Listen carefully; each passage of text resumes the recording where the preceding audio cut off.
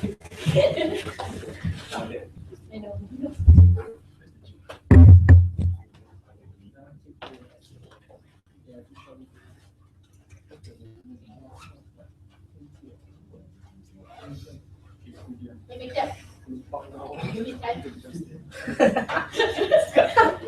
colleague. Yes.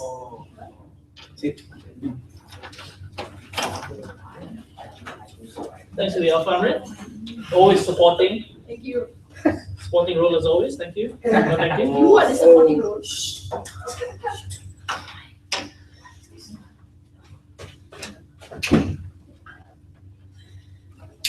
Okay. Okay.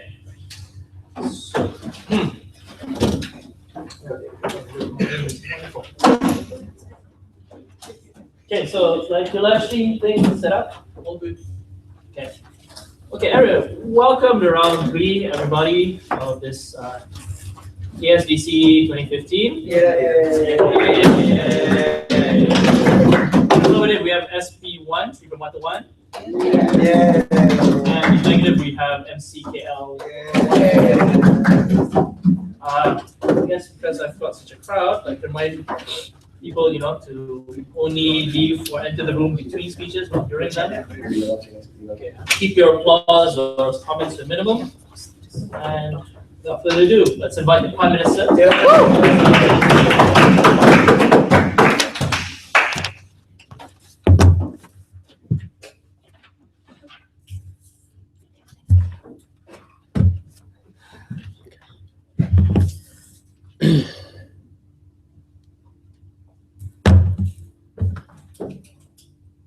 Society punishes the poor who are victims of birth lottery. Society denies them opportunity and access to an education simply because they were born in different areas of our community. Society simply doesn't care. And that's why society doesn't work towards improving the standards of care that we make sure all our students have. It's time we make the rich feel how the poor have and make the poor integrate with the people who they think are antagonizing them. The model from team government is simple. Firstly, we think that in utilizing accurate research, we proportion the socio-economic population equally to schools. So we equalize the brackets to make sure that they're all equally in one school. Therefore, no lesser or no benefits will be given to students, regardless of whether their parents are poor or rich, and we'll make sure that every benefit that we do provide is accessible. So in most cases, we're probably going to see the middle class integrating with the poor, but in the preferable best case scenario, poor people and the rich. This debate is mostly about public schools, and we'd like to argue on the ideals and values of what could happen if we had integration between these two parties who before this were disenfranchised from one another. But before moving into my speech, yes. Sir, does your mechanism extend to all schools or specifically only public schools? So you're not talking about vocational schools, private schools, etc. We think a richer debate would be about public schools because that's what's most accessible to a lot of people. But even accepting circumstances like vocational and private schools, poor people can't access private schools. But now, and rich people usually tend to go to that. But if you make it based on where you're born, then you can't always opt to private schools because now you'd be forced to go into a public school. So either way, there is a trade-off that you're going to have to accept. No, thank you. Why do we improve standards of equality? Firstly, why is status quo flawed? Because of the education system we have. States only provide the bare minimum to students. What does this mean?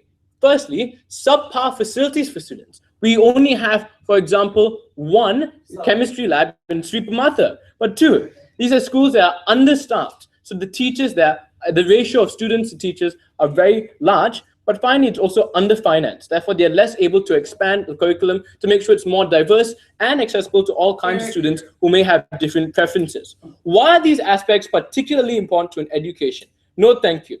We think that the reason why we have curriculums is because children need it. They need access.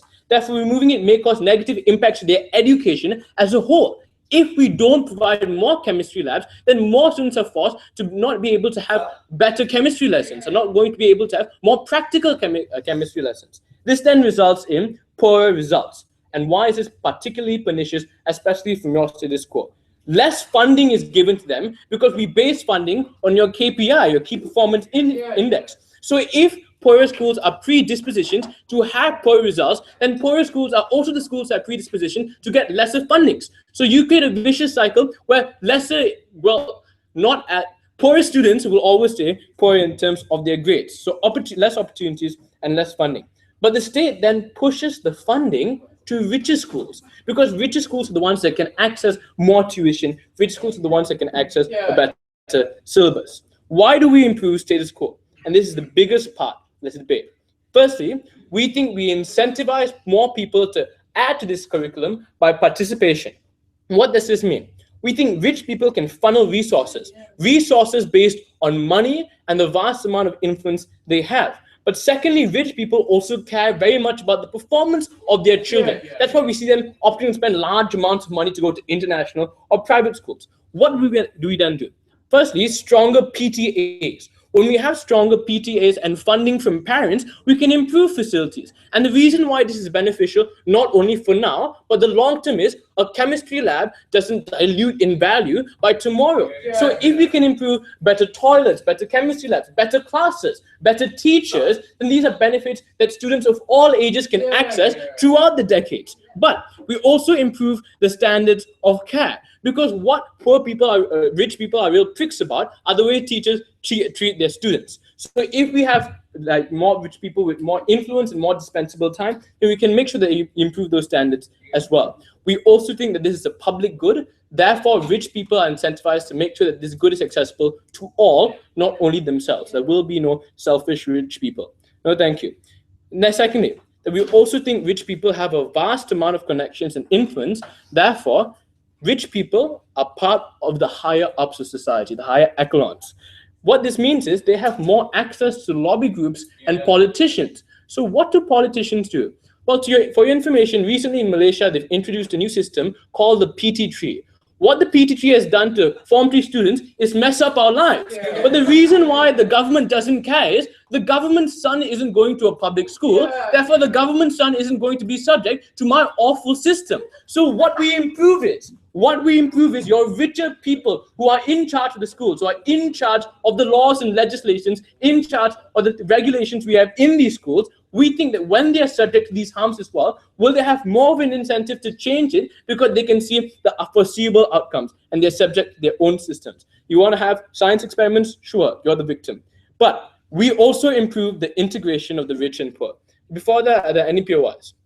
Okay, two things. One, we want to deconstruct the current existing mindset that exists within these schools. So because poor people have a lack of care and attention, because poor people are predisposition to get lower results, this makes them less likely to want to work hard to get better results because they know whatever they try to do, they will never have access to more tuition. They will never have access to the same privileges that rich people have. So you already create a disparity in terms of the results that you will get between the poor and the rich, which removes integration that they could have and opportunities. We think, however, we can bring them back into our status quo when we make sure that they're forced to integrate the rich and as well and have more opportunities. But it leads me to the second one, less discrimination as a whole between both parties. We think that the rich tend to discriminate the poor. We tend to drive around in big limousines and wave our cash in their face because we're richer than them. But when we feel them and we see them living as other human beings who simply couldn't afford that limousine because they were born in a different circumstance, we reduce the discrimination and the antagonization that we place between both parties. And this is important because when a poor person often goes to apply for a job, he's judged on his background coming from a poor Indian family.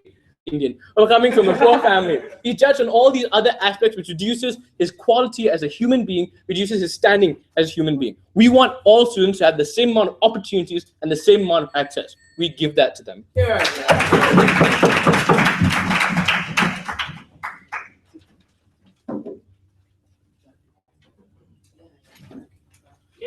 thank you, Prime Minister. I'd like to invite the Leader of Opposition.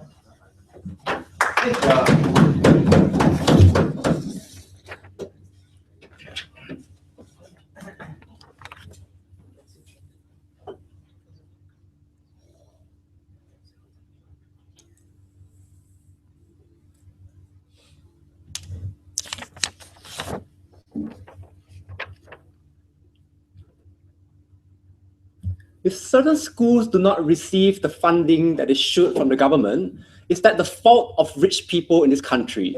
We don't think so. We think this policy is the government pushing liability that they should have provided quality schools education, pushing it to rich people so now they don't have to pay for these kind of things. We think that's horribly unfair, that's horribly unjust. I'm first going to tell you why the model provided by that side is self-defeating and completely ineffective. And then I'm going to show you, right, even if we accept that somehow that policy does work, I'm going to show you how this harms the demographics within the schools and creates an unconducive environment for the students to receive education. So let's talk about the model, right?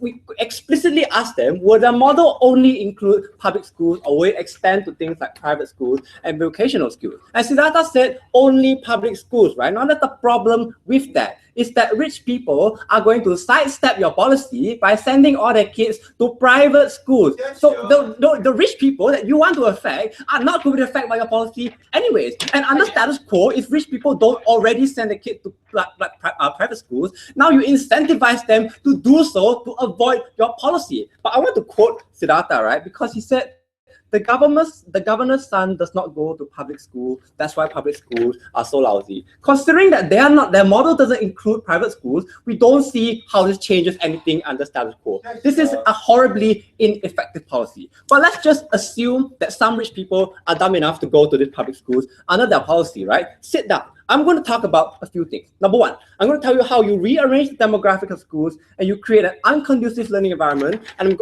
later I'm going to further substantiate on why the government must not push this form of liability to the parents of the students and the richest strata of society. Firstly, what happens when you force populations of schools to reflect the social economic situation of your country? This means that you have a bunch of rich people, a bunch of poor people, and a lot of middle class people existing within the same system, studying the same curriculum that is forced upon them. Sit down, right? This is particularly bad because then students will now segregate into cliques, right? Because when you have a small group of rich people who can afford things like better bags, you can afford like branded stationery, you can go to tuition, you can do this, you can do that. When you have middle class people who cannot do this sort of things, when you can do less of these kind of things, when you have poor people who cannot afford any of these kind of things at all, what happens is that rich people will not want to associate with poor people. Rich students will not want to associate with poor students for a couple of reasons. The first thing is that rich and poor students cannot then talk about different things. So like in the free time, rich people might go to the mall, they might go watch movies. Poor people go and play football, kick things around the field. So that's like different things that poor people can never afford to do the same things, go to the same tuition, afford the same things as rich people. That means that you have a lack of a common ground to develop relationships.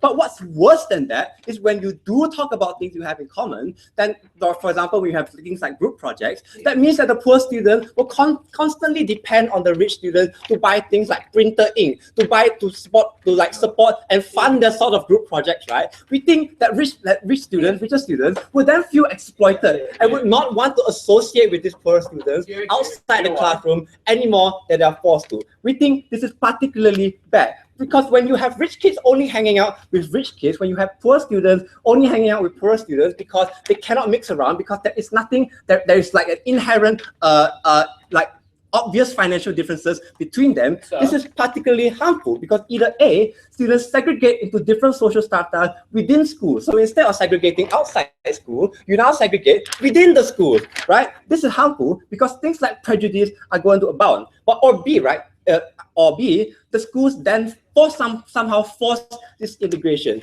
This means that poor students become painfully aware of the financial relative difference between different students. Sit down.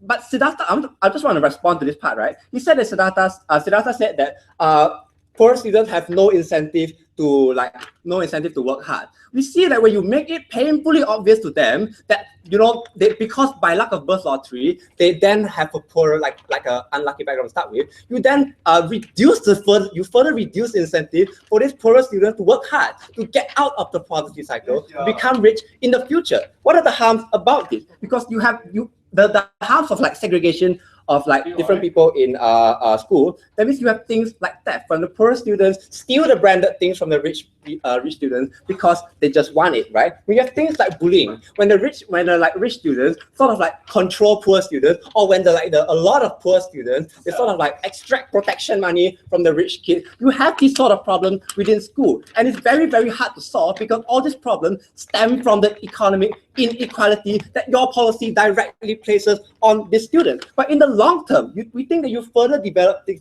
permanent stereotype against the rich people. So these poor students will then grow up into poor people, and they'll permanently blame the rich people. So now they blame the rich people for the school being bad. When they grow up, they blame the rich people for the country being bad because the rich are not paying enough taxes, apparently. Actually, they do. The conclusion of this argument is this: you create an extremely unconducive environment for students to learn. When you have this different segregation, when you have people segregating into different groups based on the economic background, what happens is that it's very hard for students to have a conducive environment to learn, for students to learn effectively and get quality education. Before I go on, anyone? Assuming your benefits are real, can you tell me why those benefits are more important than giving an individual of a racial minority the ability to actually study an environment that is better than the crappy one that we live in today? I didn't talk about benefits, I talk about harm. But anyways, I'm going to draw a comparative later, okay? Let's first look very quickly at why governments must push liability to the parents of the students. We must recognize that governments are the ones responsible for the quality of education and the quality of schools. They cannot push this burden of improving schools to the richer parents of the students, because the richer students, the parents so now you want the richer parent to contribute to the PTA fund so that school can get better. We think it's the government pushing the responsibility away from themselves to these rich parents, right? We think this is harmful because rich people already pay their taxes. It is not their job to fix the schools that the government don't care about. The harm of government pushing liability is that now they don't need to fund schools across the board. Now they only need to concentrate their funds on smart schools or cluster schools. But here's where I want to draw the comparative that directly responds to Roshan's POI. Because without this policy, it becomes much easier to hold governments accountable for the bad schools that they have under status quo. Under your policy, the rich parents who care so much about their children's education are just going to pump the money to fix the school, right? Under our side, the poor parents can actually hold governments responsible and make them accountable to fix that quality of education in school. We think it's the fault of the government if schools are bad. We don't think governments should push this responsibility to the parents.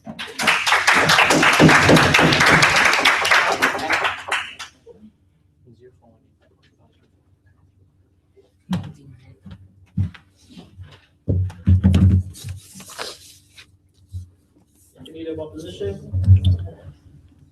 I'd like to invite the Deputy Prime Minister. Yeah.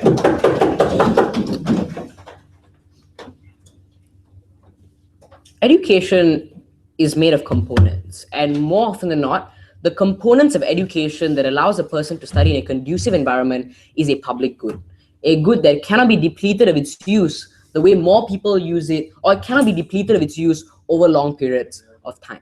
That means as much as we would agree that rich people will start to buy things like stationery or start to go to things like private tuition, at the end of the day, it still minimizes the harm because they still want more laboratories for their children to study in. They still want better teachers to educate their children in schools. So the comparison under your paradigm is that rich people will always fund benefits that are susceptible to themselves and are more important to themselves. But at the end of the day, they will also have to fund public goods, which can be utilized by other individuals, because you can't just buy a laboratory for your own child to study in. It has to be utilized by more than one person. So we agree, rich individuals will try to bypass the system. But as self-serving as they are, at the end of the day, a large portion of the benefits do trickle down to the minority, do help the individuals who couldn't have bought those things. So it's a trade-off and a spectrum. They might be able to abuse this privilege, but they already do it in status quo. Why not help individuals who are disadvantaged?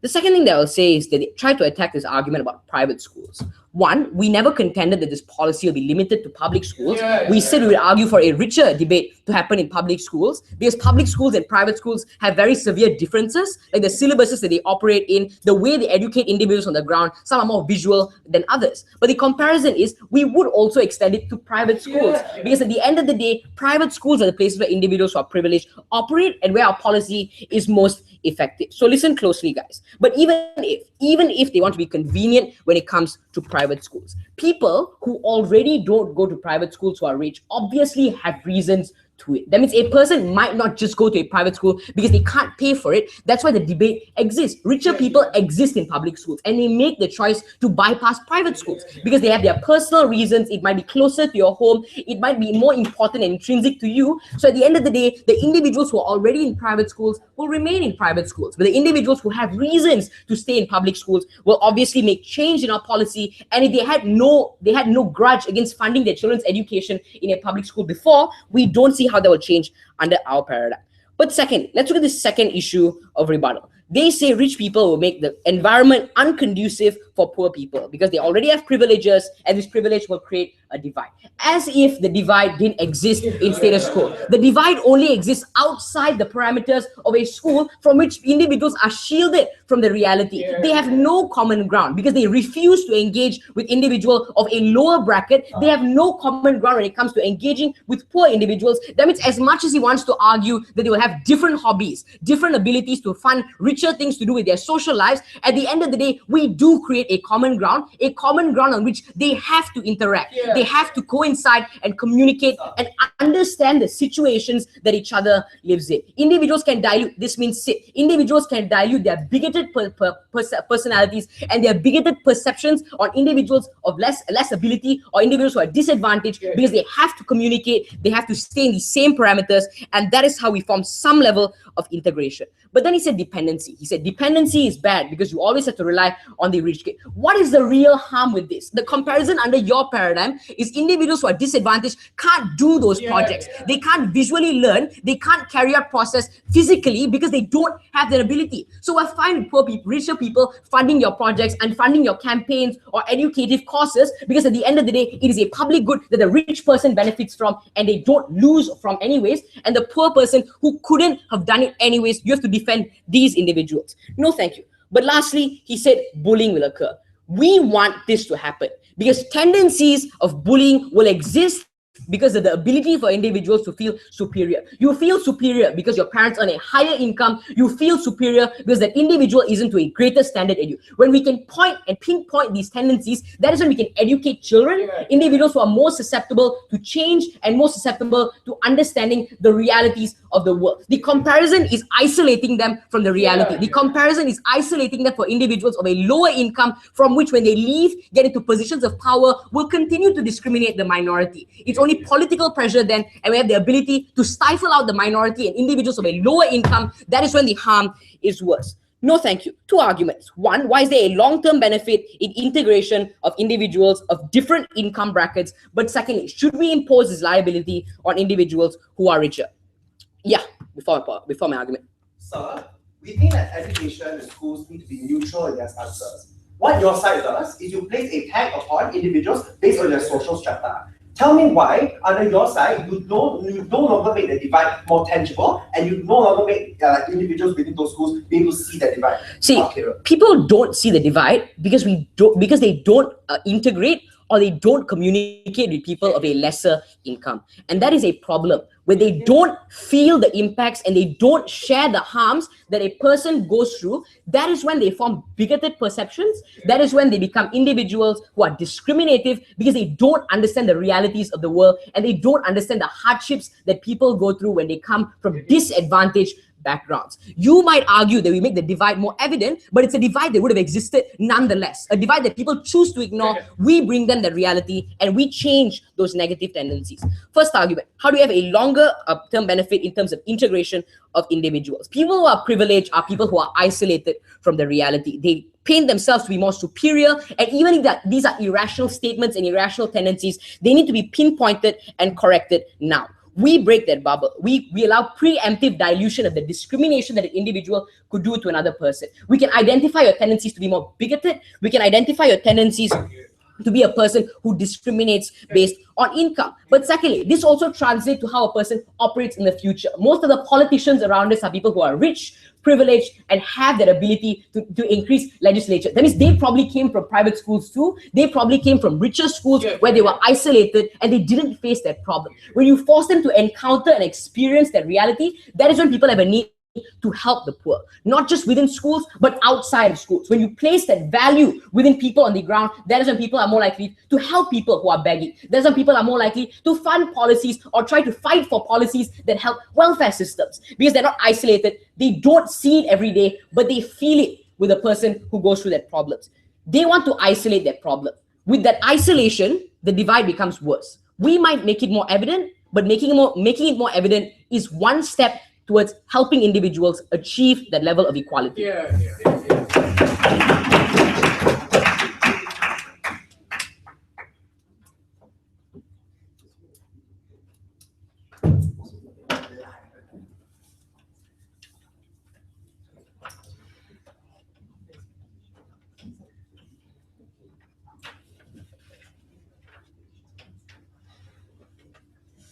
Thank you, Deputy Prime Minister.